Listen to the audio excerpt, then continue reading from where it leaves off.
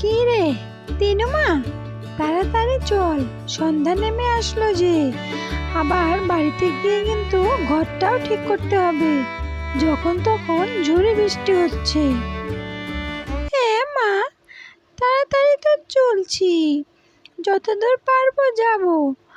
আর ওপরওয়ালা যদি একটু সাহায্য করে তাহলে তো আজকের মধ্যেই আমরা ঘর করতে পারবো। তুমি চিন্তা করো না মা। হ্যাঁ রে হ্যাঁ, চল তাড়াতাড়ি চল, বাড়িতে গিয়ে ঘরটা ঠিক করতে হবে। ঠিক আছে চলো। তিনু মা আর টুনি তাড়াতাড়ি উঠতে উঠতে তারা কিন্তু এখন গভীর জঙ্গলের মধ্যে পৌঁছে গেল। আর তারা যেতে যেতে কিছু কাঠ পেয়েছিল, সেইগুলো কিন্তু সঙ্গে নিয়ে নিল।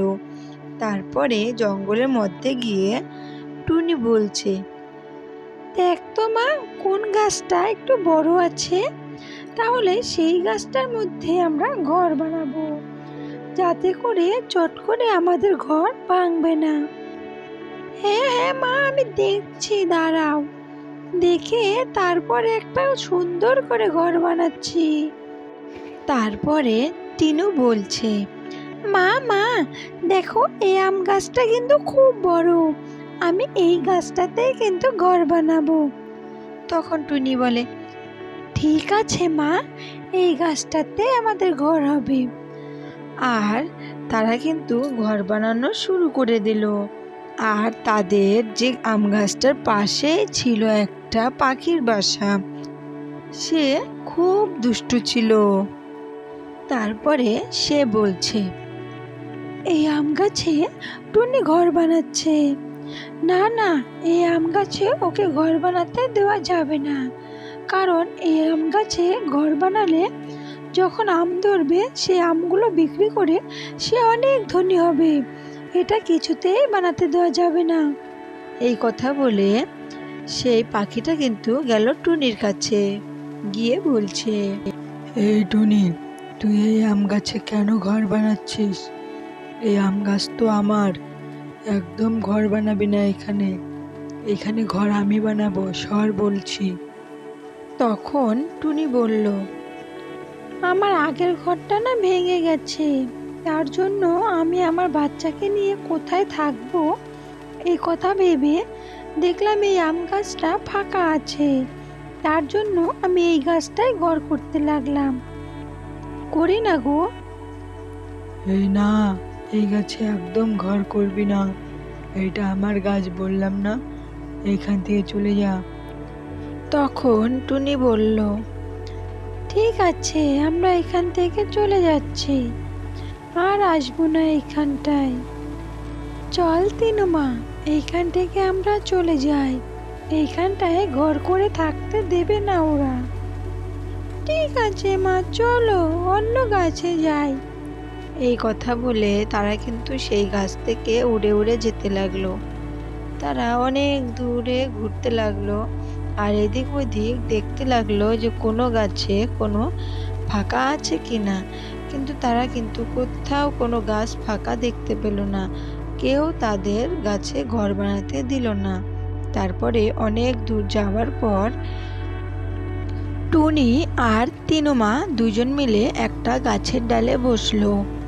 গাছের ডালে বসে এইদিক ওইদিক দেখতে লাগলো আর বলছে, মা মা, আমরা তাহলে আজকে কোথায় থাকবো? আমাদের তো ঘর বানাতে দিলই না। আরে মা, চিন্তা করিস না, না হলে আজকে আমরা এই গাছের ডালেই থাকবো। ঠিক আছে মা, ঠিক আছে। তারপরে তারা এদিক ওদিক দেখতে দেখতে তখন তিনুমা বলছে, মা মা, দেখো ওই যে একটা আমের বাড়ি বলে মনে হচ্ছে, চলো না মা দেখি, ওইটা কি সত্যি আমের বাড়ি নাকি। তারপরে টুনি আর টুনির মেয়ে দুজন মিলে কিন্তু সেই আমের বাড়ির সামনে গেল, গিয়ে বলছে, এটা তো অনেক পুরনো মনে হয়। মা, তাহলে চলো, এখানে হয়তো কেউ থাকে না, আমরা দুজন মিলে এই ঘরটা পরিষ্কার করি, আর এই ঘরে আমরা কিন্তু থাকবো। তারপরে টুনি বলছে, না রে মা, এইখানে থাকা যাবে না। এটা কার না কার বাড়ি, হুটহাট করে কেমন করে থাকবো। তারপরে টুনির মেয়ে বলছে, না মা, এটা দেখেই তো মনে হচ্ছে অনেক দিনের পুরনো বাড়ি। চলো না মা, ভিতরে গিয়ে দেখি। তারপরে টুনি আর টুনির মেয়ে দুইজন মিলে কিন্তু ঘরের ভিতরে ঢুকলো। ভিতরে ঢুকেই দেখলো টুনি আর টুনির মেয়ে দুইজন মিলে সেই ঘরটা কিন্তু খুব পরিষ্কার পরিচ্ছন্ন করলো। আর তারপরে বলছে, মা মা দেখো, এখন কিন্তু ঘরটা দেখতে খুবই সুন্দর লাগছে। এখন আমরা এইখানটাতে থাকবো। এই রে মা, এইখানটাতে আমরা থাকবো এখন।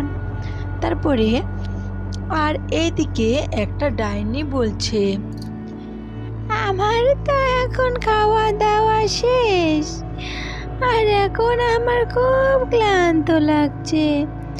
এখন আমি ঘরে গিয়ে বিশ্রাম নিই।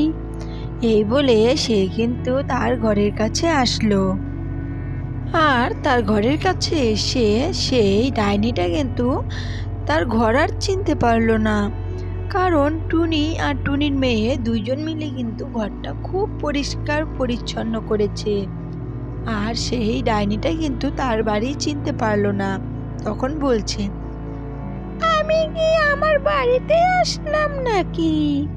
না, অন্য মানুষের বাড়িতে চলে আসলাম। চিনতেই তো পারছি না। আমার বাড়ি তো এমন ছিল না।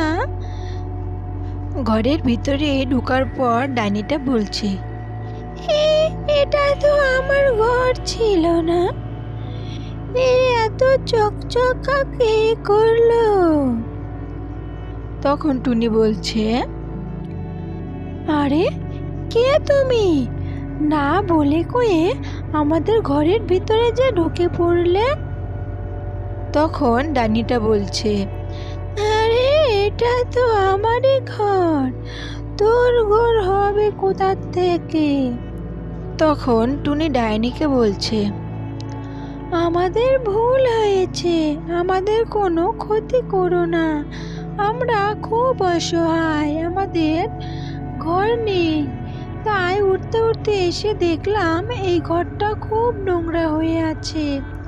তার জন্য আমরা এখানে ঢুকে পড়লাম। আমাদের কোনো ক্ষতি করো না। ঠিক আছে রে, আমি তোদের ক্ষতি করব না। তাহলে তোরা আমাদের সঙ্গে থাকতে শুরু কর। তারপরে টুনি, ডাইনি আর টুনির মেয়ে তারা কিন্তু তিনজন মিলে একসঙ্গে থাকতে লাগলো।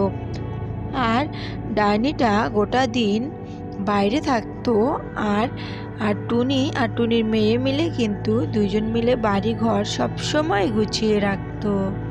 মনেই হতো না যে এইখানে একটা ডাইনিও থাকে।